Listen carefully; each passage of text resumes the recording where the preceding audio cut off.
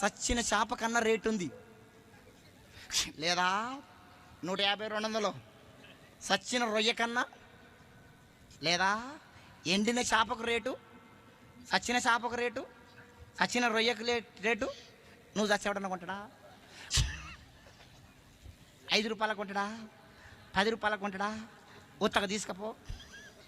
ఒక్క మాటతో చెప్పాలంటే నువ్వు చచ్చినా నేను చచ్చినా, చచ్చినాక దున్నపోతు తోలన్నా దేనికన్నా పనిచేస్తుంది. చేయదా? దున్నపోతు తోలన్నా చెప్పరే, నీ తోలు నా తోలు, నీ తోలు నా తోలు. నువ్వు